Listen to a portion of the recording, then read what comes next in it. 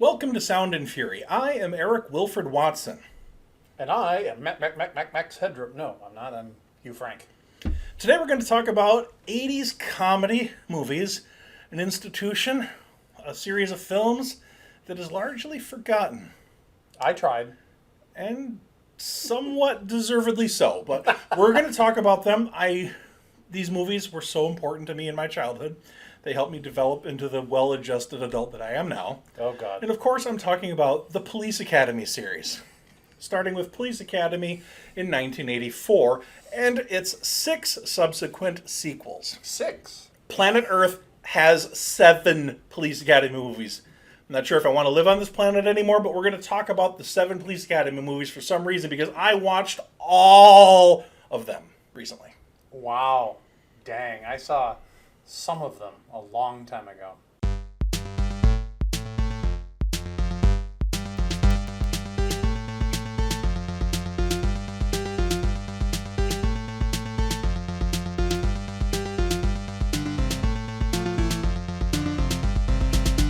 So I watched every single Police Academy movie, and I took notes. People call me the smart one. So when was the last time somebody took notes on the Police Academy movies? That would be me just a few days ago. That would be never before you a few days ago.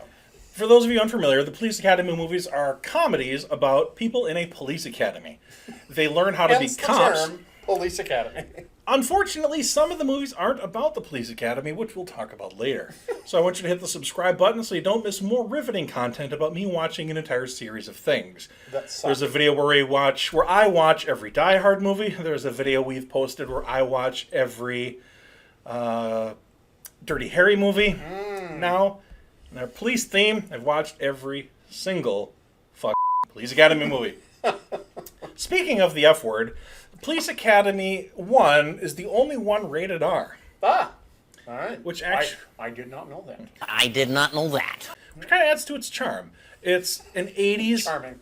Well, no, think about, just close your eyes and just imagine 80s R-rated dumb comedy. Yeah. And you kind of already know what's going to be in the movie, right? Yep.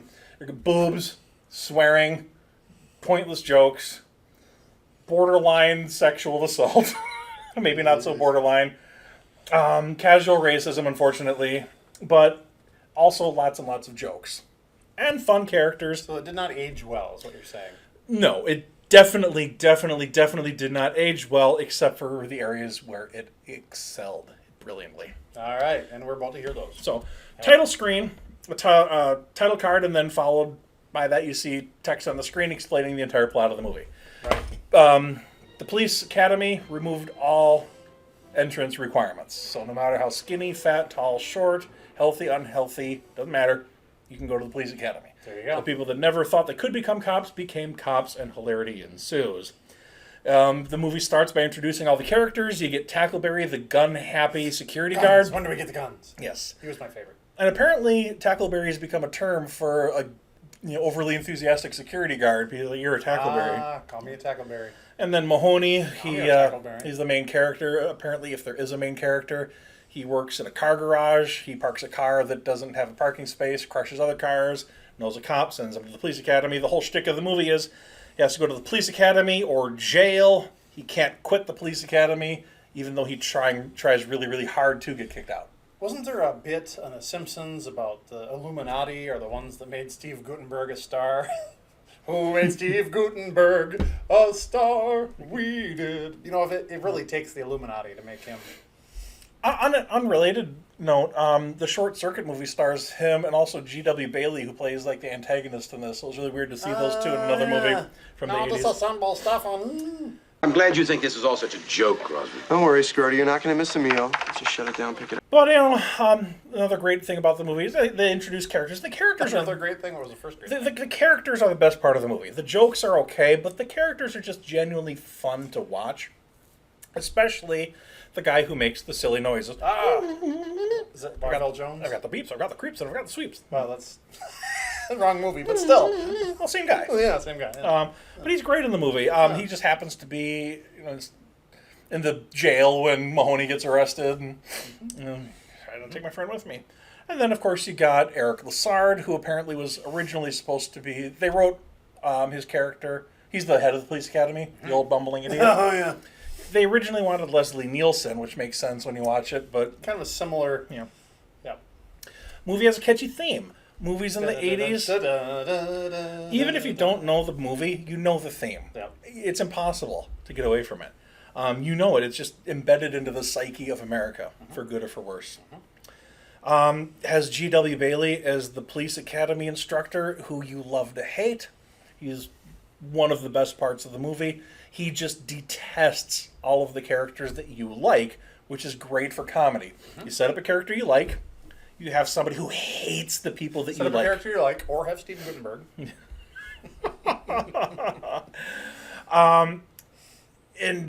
So when he gets his comeuppance, you're really happy. You know, it's a typical comedy setup. You know, likable characters, kind of dumb, kind of goofy. Guy that hates them, who's probably actually correct, but he's the bad guy.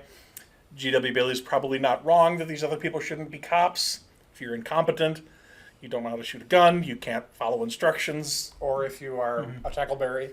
Yeah. Yeah, if you're a little bit too far to the other side. Tackleberry probably shouldn't be a cop. No. You know. No. No.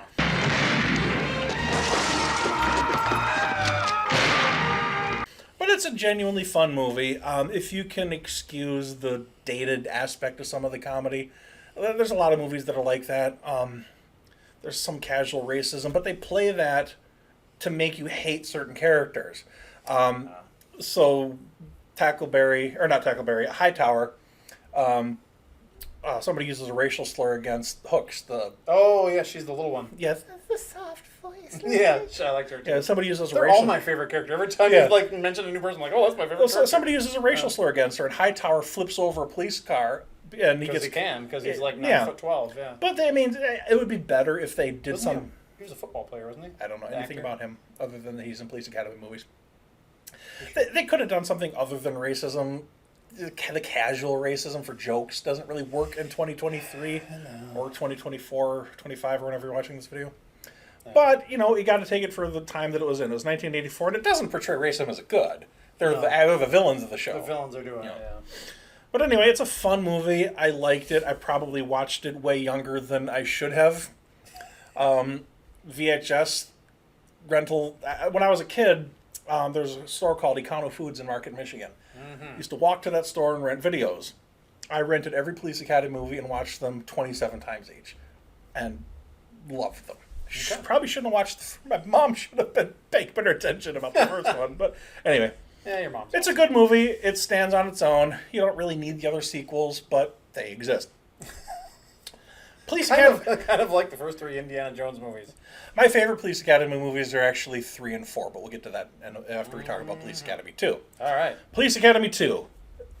Their first assignment, released in 1985, which is 1 year after 1984, and the first movie came out. Yes. Although for That's- some, that's 1984 is happening now. But anyway. So, the plot of this movie is their first assignment. They're at a police precinct, and the captain is in charge of the worst precinct in the city. Of course. And he has 30 days to turn crime around, or he gets replaced by an asshole bad guy character that you're rooting against the entire time. Of course. Asshole bad guy character. It's kind of like the G.W. Bailey Harris character in the previous movie. He hates your good guys, so he's the guy that gets shit on through the whole movie, even though he's also probably correct that these other cops are terrible cops. But hey, it's a comedy movie, so we have to do embarrassingly horrible bad things to him. Right. And that's the way it was in the 80s. Like 86, you had Top Gun. One of the worst pilots and one of the worst officers in the entire Navy gets celebrated because it's a comedy. Oh, wait. It's not really a comedy, is it? I thought it was funny. Yeah. Anyway. But speaking of comedy and comedians, Zed is in this movie. Oh, Zed. Zed's dead, baby. Played by Zed's dead. the brilliant Bobcat Goldthwait. Oh, that's Zed. Sorry, there's a different Zed I was thinking of. Who's the other Zed? From Pulp Fiction. Ah. Yeah. He did. No, but he plays the gang leader. He's the guy who's making all the he's the guy who's making all the crime happen. He has his bad guy lair, which is the old zoo. Bobcat Goldthwait reminds me of a live-action version of Animal from the Muppets. Accurate. Yeah. Accurate. Yeah, basically the same. But his bad guy lair is at the old zoo. A 997 at the old zoo. A 997 at the old zoo. Mahoney needs help. And somebody's like, oh, I haven't even had a chance to go to the new zoo, which made me laugh because we have a new zoo here in Wisconsin we have a new zoo. It's always new, even when it's old. Which has been here since the 60s, I think. Yeah, it's the Northeast Wisconsin Zoo. Yeah, it took me a while to figure that out. It's like, when does this start just being the zoo? Yeah, kind of like the band The Young Dubliners, just eventually became the Dubliners. This movie barely has a plot. One of the worst Police Academy movies is number 2. One of the worst. Of the 7, it's one of the 7 worst ever made. I don't know how I rank it. It's in the bottom half. Anyway. On the bottom half of an odd number. Police Academy. Now, the Rotten Tomatoes scores on these are interesting. Like, every one is, like, progressively worse than the one before. And they didn't start off good. You know? By the time you get to Police Academy 7, the Rotten Tomatoes score is, what the fuck is wrong with you? Why are you watching this, Eric Wilfred Watson? You're the only person that's rented this since 1989. I own the Blu-rays. On purpose. I paid money for them. Because you can't stream them. I wonder why, because nobody would. Well, you can pay to stream them, but they're not on any streaming service. I think the original Police Academy was on HBO Max for a little bit. But... I think I have the original Police Academy on DVD. Pretty sure. Police Academy 3. Citizens on Patrol. No, that's 4. Oh.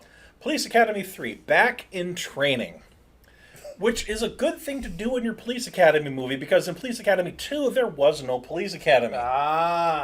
Which I've complained about this with a lot of other franchises. When the characters aren't the characters doing the character-y things, it's not as good.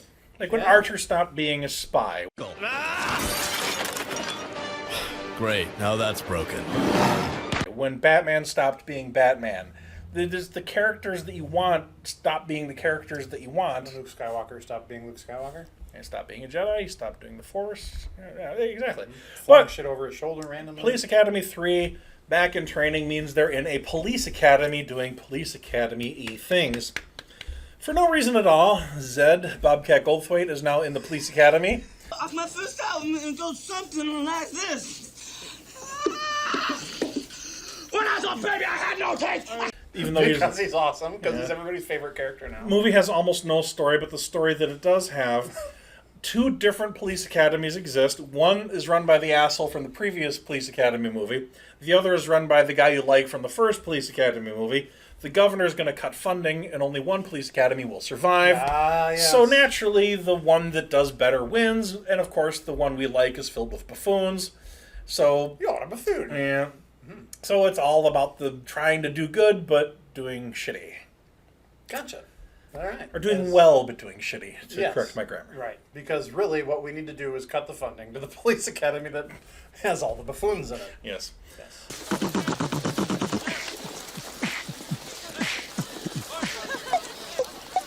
That's not what they do. And again, this is... Captain Harris wasn't in Police Academy 2 or 3. He's the... I don't know if you G.W. Bailey. He's the instructor with the stick who hated the guys in the first Police Academy. Yeah, I mean, he also randomly shows up in Happy Gilmore. Grizzly Adams did have a beard. I think that was him. But yeah, and he was in... Fact check me on that. Wrong! He was in some cop drama that I watched on HBO. Cop Rock. No, I said cop drama, not cop. Amazing, wonderful, best TV series of all time. It was. I love Cop Rock. Stephen Bochco. My favorite part of Cop Rock is when they threw the microphone over their shoulder. What kind of world do we live in?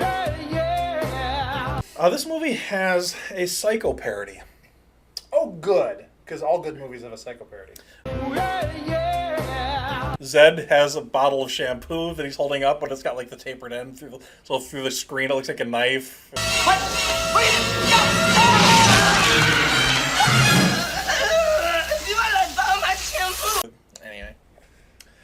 Anyway, there's almost no joke in it other than the shower curtain moves and you see Bobcat Goldthwait. That was a pretty good Bobcat Goldthwait. What else do you need, really? I wish I could do a better version of him. That was good. I will not try. Climax of the movie shows a boat chase, and by the way, they never mention what city this is. It's just the city and the Metropolitan Police Department. The city. But it's filmed in Toronto, Canada. Ah. And notice I said Toronto because if you're from Canada, you don't pronounce the second T for some reason. Toronto? It's just Toronto. Toronto? Toronto. Oh, If you're in Canada, it's Toronto. If you're an American, it's Toronto. kind of like if you spell it, it's Worcester, but if you live there, it's Worcester. Yeah, or if you live in Wisconsin, it's Wisconsin. Oh. But there's a boat chase sequence, and you can clearly see that it's the Toronto skyline, including the CN Tower, which is the Canadian Space Needle. Is there a conversion? Like, it's got to be shorter by 20% because It's actually the same. It's actually the same size. They have the same diagram, but they did it in metric, so it's. Actually, they probably make it shorter, not taller. Whatever. Yeah, whatever. The joke didn't work, but that's Yeah, okay. yeah. Just like Police Academy. Blame Canada. Yeah, blame Canada. Just like this show. You say things, once in a while they might accidentally be funny, but Yeah. usually not.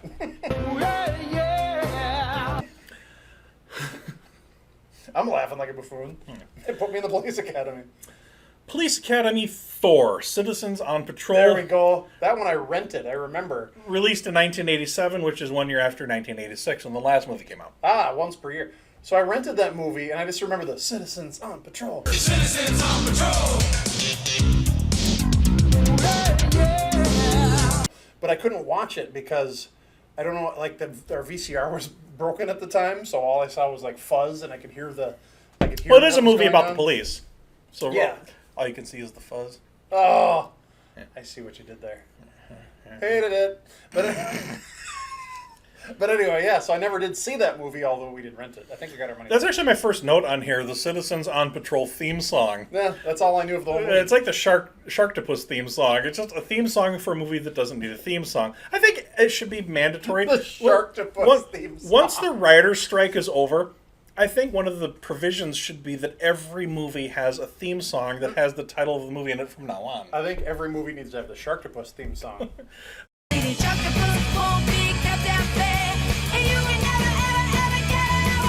Anyway, this movie has some surprising people in it.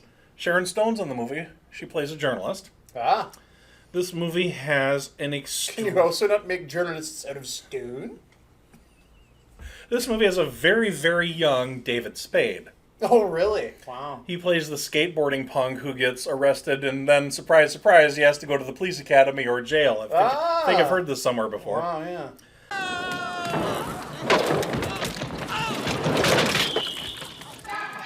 G.W. Bailey is back as Harris in this movie, which is great. This might be the first Police Academy movie I saw. I don't know for sure. You saw him out of order? It's not like this 8-year-old version of me really gave a shit. Yeah, okay, yeah. I might have saw it on Citizens TV. on Patrol. I don't know. By the way, Citizens on Patrol is cop. Oh, you figured that out. Yeah. That was amazing. Yeah, as in cop rock, as in Stephen Bochco. As in Doogie Howser. Anyway, Citizens on Patrol is a police program, fictional in this movie, where ordinary citizens get to take some of the weight off the police, sort of like... Because the donuts put it on, and they take it off. You're welcome. Like modern politics. I don't want to get political, but some people say maybe send psychologists out to certain domestic things or the law enforcement, whatever. Take some of the burden off of the cops, which is what this is trying to do, is trying to take some of the burden off the Except cops. instead they send Bobcat Goldthwait. Yeah. People just don't understand me.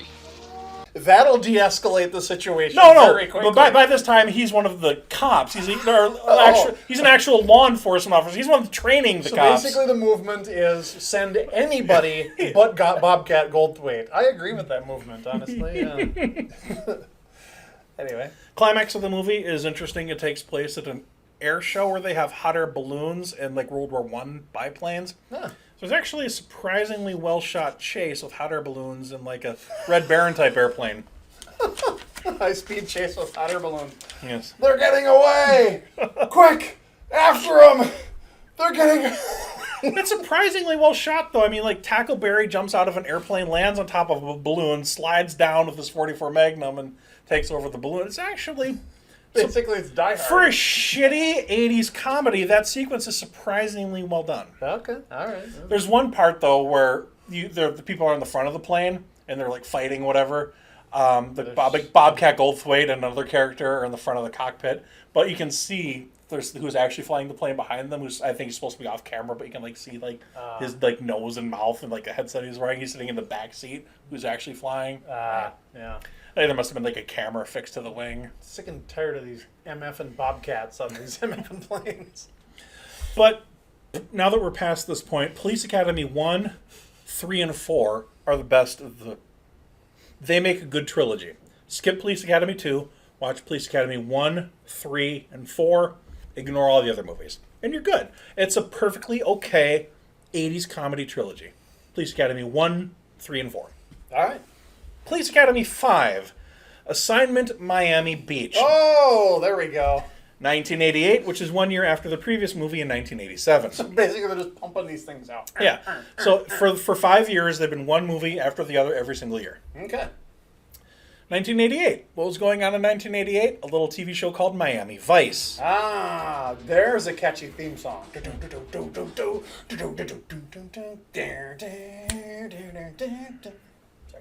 Yes, Crockett Tubbs. When you said the theme, what?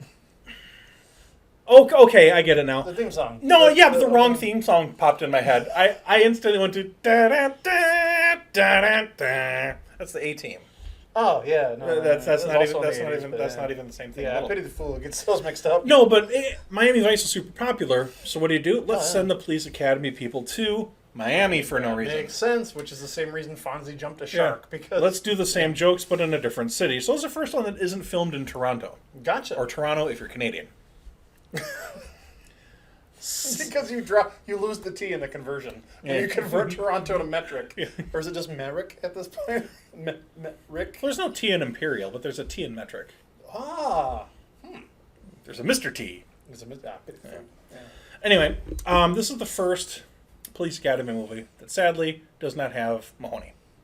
Ah. He decided that his career would be better if he stopped making Police Academy movies every year, and he decided later humanity would be better off if he stopped making films. He actually said he regretted not being in the Police Academy sequels, and he's actually been trying to get another Police Academy movie made, but the studios are like, I'm not spending money on a Police Academy movie. Have you seen the last 4? But right, or the last 7? Yeah, they'll probably reboot it eventually, but as of right now, I'm sure they will.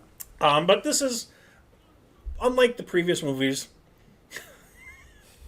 I hate to say that this one lacks a plot because we're talking about Police Academy movies, but this has the thinnest excuse for a plot of any of the Police Academy movies My thus favorite far. part is when they take the plot and they throw it over their shoulder.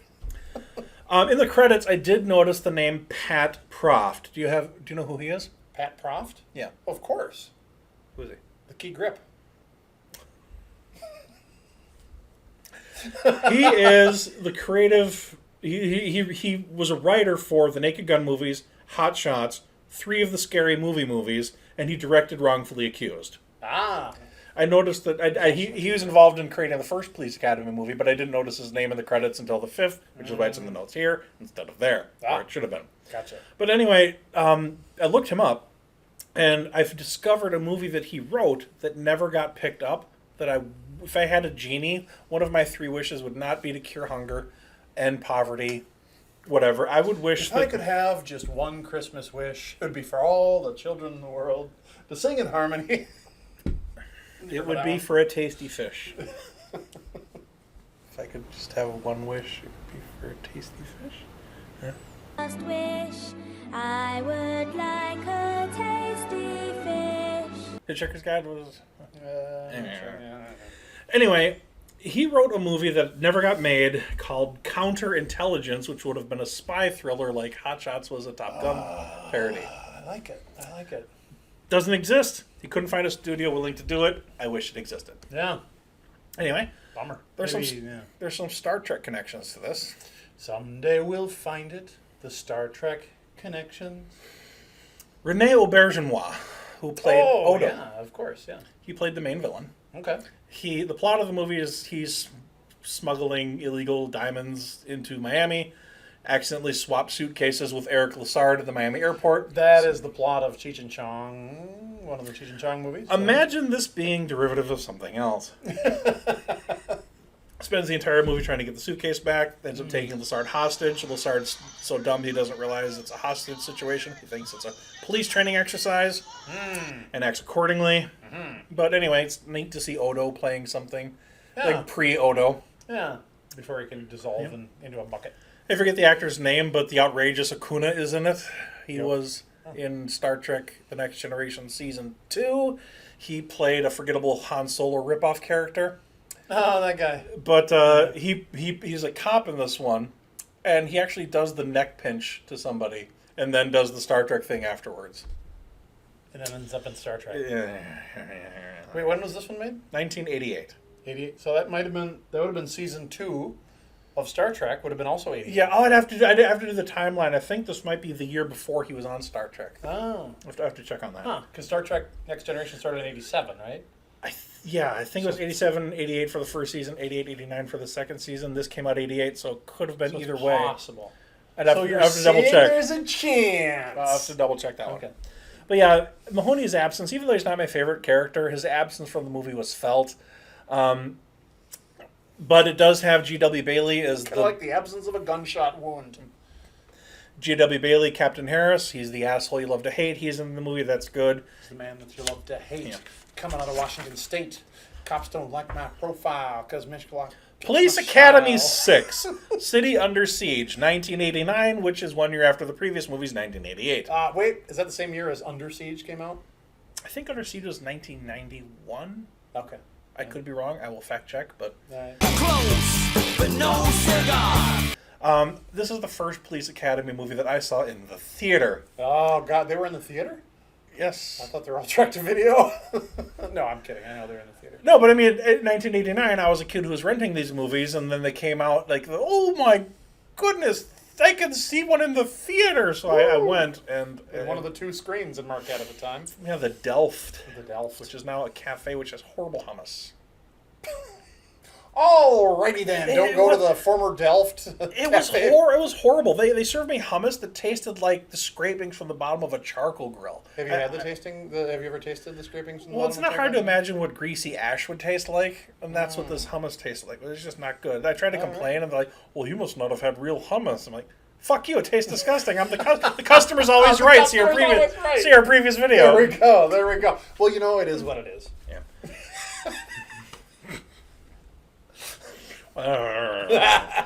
You have to watch like 3 videos ago to know why that's funny to us. Don't tell me about the hummus you can't eat. Tell me about the hummus you can eat. Anyway, this one is better than 5, but just barely. At least it's them doing police stuff. The other movie was just them making dumb jokes on a beach, you know. Hey, wouldn't it be funny if this guy hit on this girl and she rebuffed him? Oh, ha ha ha, it didn't work, you know. Police Academy 6 is about the mayor. Spoiler alert, the mayor is intentionally raising crime so that he can buy undervalued properties, and then when crime goes down, he makes money. Makes sense. And so he's like making bad things happen in the city, and only the good guy cops, heroes of the movie, are fighting the crime and figuring it out, and it doesn't really matter. Does have a monster truck chase where they're crushing cars, which is fun. That was very exciting, wasn't it? Police Academy 6. Some jokes. Has probably my best, Because monster trucks were popular back then. probably has my favorite sequence in the movies where the dude who makes the sound effects, during a fight, he crashes into a bunch of like wires and equipment and whatnot. So he puts this thing in his shirt and pretends he's a robot. Like, Yep. destroy humans. Target human. Mission destroyed.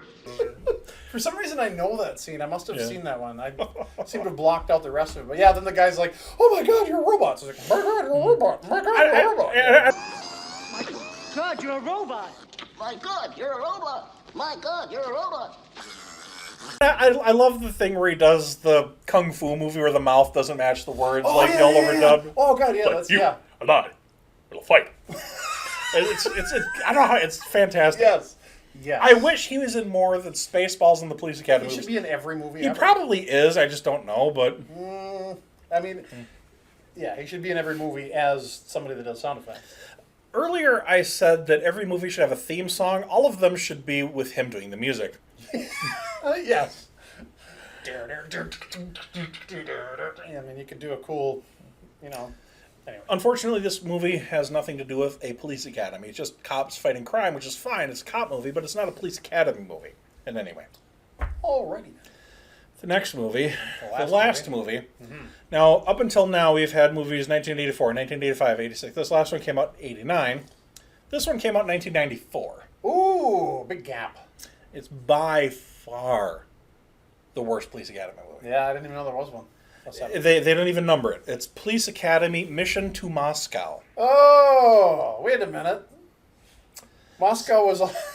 there was already Russia by then. The Cold War was over. Yep. Okay. And that's kind of... that's probably the plot. Well, that's kind of, yeah. The interesting thing about the movie, the only interesting thing about the movie is it's filmed in Russia during that time period. Which is kind of interesting to see. It's just kind of the same as Canada. Post-Soviet Russia. Yeah. That's all I can say about it. The Cold War may be over, but give them time. They just got here. Police Academy, mission to Moscow. We are in deep burst. Apparently... Well, it was Mission to Moscow. It was filmed in Russia. At least they got that right. Yeah, that's true. Yeah. Mission to Toronto. Apparently, they have a bunch of real Moscow cops that showed up because they heard there was going to be free food. And also, like, the crew took shelter someplace because there's some, like, military stuff going, like they're shelling the parliament or something. I don't remember the politics of it. 94? There's something going on when they were filming it. Maybe not when it was released, but when it was being filmed. There was some upheaval in Maybe Russia. they were going through a Crimea wave. Crimea River. Crimea River! Anyway, the plot of this movie is... Thrown over Luke's shoulder. Anyway. It reminds me of an episode of Star Trek called The Game, where Wesley Crusher has a game, or actually everybody but Wesley Crusher has a game that they strap to their face and it's addictive. Wesley Crusher, because he's a male, Mary Sue, he's a male Mary Sue, figures it all out and saves the day. But this movie's about an evil video game that the Russian mob is trying to do evil plot things with that are pointless. But the movie starts off with a news broadcast where they're talking about this game, and one of the news anchors is playing the game on a Game Boy, but you can clearly see there's no cartridge in the machine. So he's sitting there going, this game is so great! But you can see the empty slot where the cartridge would have gone in. It's like so right away they're not even trying. Yep. So it should be called Police Academy. We stopped trying 6 movies ago. This barely qualifies as a movie. I think this might have actually been the first direct to DVD. Yeah. Has almost none of the original cast. It does have G.W. Bailey, the guy who makes sound effects, Tackleberry, and that's about it. Okay. Plot of the movie is that for reasons, the Russian police invite the U.S. police to capture a Russian mobster, even though he's a Russian mobster in Russia. Whatever, sure, let's go with it. Yeah, that's kind of how the opening of The Jackal is, and that's actually a really good movie. Anyway, you'd have to watch The Jackal. One positive thing I will say is that Ron Perlman is in the movie. He's good because he's Ron Perlman. The movie around him sucks, and the stuff they give him to do sucks, but he's still Ron Perlman, and he's awesome. Still Ron Perlman. Best movie with Ron Perlman, in my opinion, Alien Resurrection. I barely remember that. Movie. It's maybe I should watch all of the Alien movies. I don't know. It's not. Is it? Can we say that Joss Whedon was a good director? Can we not? I mean, you're allowed to acknowledge his artistic contributions. Yeah. I don't even remember what the scandal is that got him canceled. Wasn't he like not nice to Cyborg or something? Not nice to women, not nice to people in general. The actor who played Cyborg hates him. Yeah, I don't remember why. Probably for good reason. But doesn't change the fact he made awesome stuff. Yeah, Alien Resurrection. I remember watching that after I had already seen Firefly, and I'm like, wow, the crew of this ship. I mean, this is like a Firefly ripoff almost, except it was made before Firefly, and then it gets to the end of the movie, and it's like, by Joss Whedon. I'm like, oh, of course. Yeah. So it's very Whedon-y, very Whedon-y. The dialogue is Whedon-y. Everything is. So I don't know. I don't know if I'm allowed to have an opinion about a good opinion about Joss Whedon. I don't know. As a director, he was good. I don't know enough about him to know enough about him. I don't know what he did or was accused of doing, or whether or not he did it. I don't know. But anyway, it was Whedon-y. But anyway, So that's Ron Perlman. thank God that's the end of the Police Academy movies. I did not watch... Police Academy 8. Thank God this is the end. I did not watch the short-lived Police Academy TV series or the animated series. I did not suffer through those. They exist. I'm not going to watch them. Wow. I don't care what you do. I will not do it. Plus, I wouldn't even know where to find them, so that's a moot point. Hey, somebody forgot to dot the I. I'll fix it. Police Academy, the series. Please subscribe where I subject myself to other things, like maybe Marvel The Eternals or something. Who knows what we will end up watching. I think I might make him watch Star Trek Voyager or maybe the Adam West Batman movie. We'll figure it out. Oh, I'd watch the Adam West Batman movie. Give us some suggestions in the comments. What shit should we talk about next? We're running out of ideas, folks. We've been doing this for too long. We've been doing... Yeah. Or not long enough, whatever. Yeah, whatever. The whole point of the show is just for us to talk about stuff. So give us suggestions and we'll talk about it. Or not. We'll probably just ignore your comment. We'll talk about dogs, talk about daughters, no big whoop. Yeah. Anyway. Bye. Bye.